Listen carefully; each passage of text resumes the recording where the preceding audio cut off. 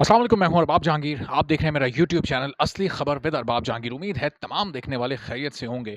तो जनाब, the legend of Maula Jatt का ये 8वां वीकेंड, इस वीकेंड पर हमें the legend of Maula Jatt बिल्कुल एक नए अंदाज से नज़र आई है। दो खबरें जब सामने आई तो उसके बाद ऐसा लग रहा है कि मौला जट में एक नई बिजली भर गई है और इसकी भारत में रिलीज़ की खबर सामने आई। और उससे पहले जुमे के रोज़, यानी जब इसका 8th फ्राइडे था, 8वां वीकेंड शुरू हुआ, तो इसको अनकट वर्जन की सूरत में यूके में रिलीज़ किया गया। उसके बाद तो जैसे इसने एक बार फिर से तबाही मचाना शुरू कर दी है। सिर्फ पाकिस्तान में जो इन 3 दिनों की कमाई है वो नाकाबिले यकीन है। और ये इसका 8वां हफ्ता, जो इसका 7वां हफ्ता था उससे ऊपर जाने लगा है। ये एक बार फिर इसने नया पेस पकड़ लिया है और अपने 50 दिन मुकम्मल करने के बाद ऐसा लग रहा है कि एक नया आगाज़ इसने किया है। इसके फिगर्स अभी पाकिस्तान में और ओवरऑल वर्ल्ड वाइड में आपको बताता हूँ तो आप हैरान रह जाएंगे कि एक फ़िल्म अपने 8वें हफ्ते में इस तरह का बिज़नेस कर रही है और बहुत लिमिटेड स्क्रीन्स के साथ। चूँकि स्क्रीन काउंट इसका अभी भी उतना नहीं है जितनी बॉलीवुड की मूवीज़ का होता है। ओवरसीज़ में जो इसने कारनामे अंजाम दिए हैं वो अपनी जगह पर हैं। वो तमाम रिकॉर्ड्स अब आप लोगों को पता हैं। लेकिन किन नए रिकॉर्ड्स को अब ये बनाने जा रही है और किस तरह से अब भारतीय हुकूमत इस वक्त इस मूवी से खौफज़दा हो चुकी है, और इसको ऑफिशियली सबमिट इंडिया में किया जा चुका है, लेकिन हुकूमत इसको शायद रिलीज़ की इजाज़त ना दे, चूँकि उसकी वजह इसका बिज़नेस है। अगर ये वहाँ रिलीज़ हो गई तो ये ऐसे ऐसे रिकॉर्ड कायम करेगी कि फिर भारतीय मूवीज़ फिर इसका मुँह ही देखती रह जाएंगी, बहुत पीछे रह जाएंगी। पहले मैं पाकिस्तान में इसकी कलेक्शन आपको इस वीकेंड की बता देता हूँ जनाब।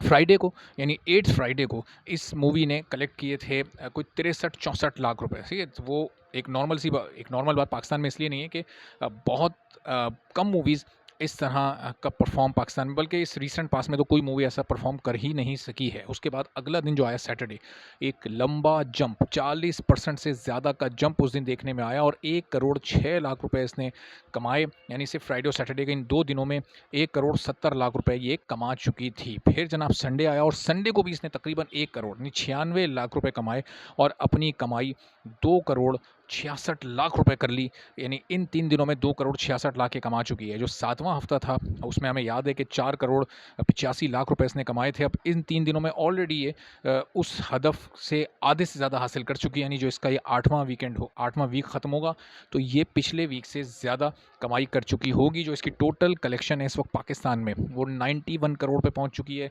सिर्फ 9 करोड़ दरकार हैं इसको जनाब रिकॉर्ड तोड़ने के लिए, एक मैजिकल फिगर टच करने के लिए, 100 करोड़ क्रॉस करने के लिए। और ये 9 करोड़ ये अगले इतवार तक उसके बहुत करीब पहुंच चुकी होगी, बल्कि ऑलमोस्ट इसको मेरे ख्याल में तो ये हासिल कर चुकी होगी, चूँकि अब इसका पेस एक बार फिर से बढ़ गया है। इंटरनेशनल मार्केट में जनाब ये कहाँ तक पहुँच चुकी है? इंटरनेशनल मार्केट में इस वक्त इसकी कमाई 140 करोड़ के करीब पहुंच चुकी है। और ये जो इसकी कलेक्टिव कमाई है इस वक्त ये 230 करोड़ पर पहुंच चुकी है। और इन 230 करोड़ के साथ अब सिर्फ 19 साढ़े 19 करोड़ का मार्जिन रह चुका है एक 250 करोड़ में। लेकिन ये 250 करोड़ पर रुकेगी नहीं। क्यों? क्योंकि जो पिछले 3 दिन में इसने एक नया पेस पकड़ा है, उसके बाद अब इंडिया में रिलीज़ की जो खबरें हैं, अगर इंडिया में रिलीज़ हो जाती है तो फिर ये इसके 300 साढ़े 300 करोड़ टोटल कहीं नहीं गए, चूँकि सिर्फ इंडिया में कोई 70-80 या 100 करोड़ का बिज़नेस तो करेगी ही करेगी। इन केस अगर ये इंडिया में रिलीज़ नहीं भी होती तो इस वक्त संजीदगी के साथ काम चल रहा है और गौर भी हो रहा है इसको चाइना में रिलीज़ करने के लिए और कुछ दीगर ममालिक में रिलीज़ करने के लिए। और जो इसकी स्क्रीन्स थोड़ी बहुत यूके में और यूएसए में और कहीं-कहीं कम हुई हैं, उनको एक बार फिर से बढ़वाने के लिए। तो अगर ये दीगर ममालिक में रिलीज़ होती है, ये चाइना में रिलीज़ हो जाती है, अगर इंडिया में नहीं भी होती, तो भी ये 250 करोड़ पर फिर नहीं रुकने वाली। इसको 3 साढ़े 3 और फिर कोई भरोसा नहीं कि ये 400 करोड़ भी क्रॉस कर जाए। और अगर एक आइडियल सिचुएशन होती है, इंडिया और चाइना दोनों जगह पर ये रिलीज़ हो जाती है, तो फिर आप सोचेंगे इसका बिज़नेस किधर जाएगा? फिर तो कोई 10-12 मौला जेट बनाने का बजट पाकिस्तान को ऑलरेडी इन दोनों ममालिक में रिलीज़ होने से मिल ही जाएगा। अभी भी जो इसकी एक्चुअल इन्वेस्टमेंट थी उसका 5 गुना ये कमा चुकी है। ऑल टाइम ब्लॉकबस्टर मूवीज़ में टॉप ऑफ द लिस्ट सर-ए-फ़हरिस्त इस वक्त ये आ चुकी है और ऐसे रिकॉर्ड्स ये कायम कर रही है कि आप देखें ज़रार, जिसे बहुत एक्सपेक्टेशन थी, वो बहुत पीछे से दिखाई दे रही है। इस वक्त दूर-दूर तक वो कहीं दिखाई नहीं दे रही। टिच बटन, यारा वे, ये तो इस तरह की रोम-कॉम मूवीज़ थी कि ये इसके करीब आ ही नहीं सकती थी। इनकी कलेक्टिव इनका जो फिगर होगा वो भी इसकी शायद जो मौला जेट का बजट है शायद वहीं तक आ जाए तो भी बहुत बड़ी बात होगी। लेकिन ज़र्रार एक लॉन्ग टर्म मूवी है, वो लंबी चलेगी, लेकिन the legend of Maula Jatt अब जिधर जहाँ निकल चुकी है, शायद वहाँ तक इन फ्यूचर भी, नियर फ्यूचर भी कोई ऐसी मूवी नीलोफर आ जाए या मनी बैक गारंटी आ जाए। देखना पड़ेगा कि कितनी हाइप वो क्रिएट करती हैं, क्या उनकी प्रोडक्शन क्वालिटी होती है, क्या उनकी स्टोरी और प्लॉट होता है, उनके वीएफएक्स कितने अच्छे होते हैं, ये तमाम चीज़ें देखना पड़ेगा, चूँकि the legend of Maula Jatt एक कंप्लीट पैकेज है। और ये कंप्लीट पैकेज इस वक्त रुकने का नाम नहीं ले रहा। इस वक्त इसने धाक बिठा दी है पूरी दुनिया में। इंडिया में जैसे इसकी रिलीज़ की खबरें आई हैं, तो वैसे ये खबरें भी सामने आ गई कि इंडियन गवर्नमेंट इसको शायद रिलीज़ की परमिशन ना दे। अगर सिर्फ इंडिया के पंजाब में भी रिलीज़ हो जाए, सिर्फ पंजाब में भी, चूँकि पंजाबी ज़बान में है ना ये मूवी, तो और अगर उर्दू डबिंग के साथ ही पूरे इंडिया में रिलीज़ हो जाए तो क्या ही बात है। सिर्फ पंजाब में भी रिलीज़ हो गई तो वहाँ से भी इसके 100 करोड़ कहीं नहीं गए, चूँकि हर इंडियन इस मूवी को देखना चाहता है। जो इंडियंस इस मूवी ये वीडियो देख रहे हैं, आप तमाम लोग ये कमेंट करके बताइएगा कि आप इसको देखना चाहते हैं या नहीं। और जो इसकी हाइप पूरी दुनिया में बनी है, जिस तरह से इसने पूरी दुनिया में बिज़नेस किया है, और ओवरसीज़ में ये 150 करोड़ पर इस वक्त पहुंचने वाली है 2022 में।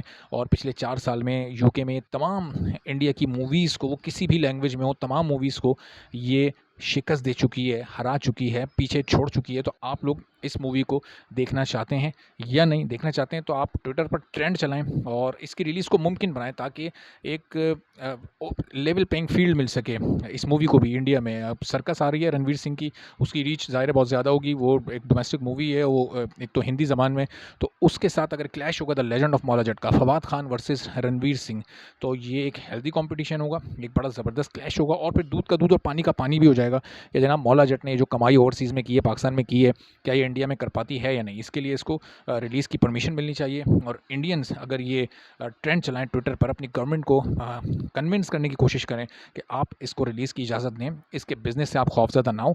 आपकी मूवीज़ अगर क्वालिटी कंटेंट प्रोड्यूस करेंगी तो बिज़नेस करेंगी, पहले भी करती रही हैं। 2022 एक बैड पैच आप पर आया है, बॉलीवुड डाउनफॉल की तरफ जा रहा है, लेकिन आप इसको मौका दें और देखें कि फिर ये कितना बिज़नेस करती है। माजी में इंडियन मूवीज़ पाकिस्तान में अच्छा बिज़नेस करती रही हैं, हाउसफुल शोज़ उनके जाते रहें।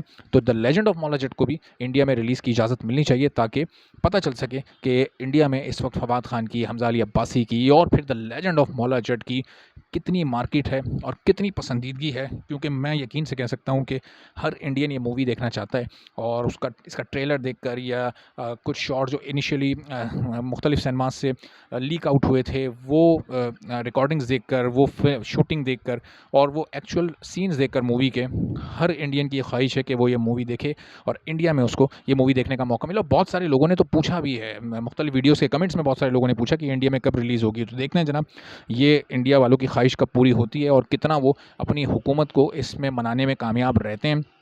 आने वाली वीडियोस में इंशाल्लाह इस पूरी सिचुएशन पर आपसे मज़ीद भी गुफ्तगू होती रहेगी। और इस वीक में अब जो ये कमाई करेगी पाकिस्तान में और ओवरसीज़ में, वो भी मैं आपको अपडेट करता रहूँगा।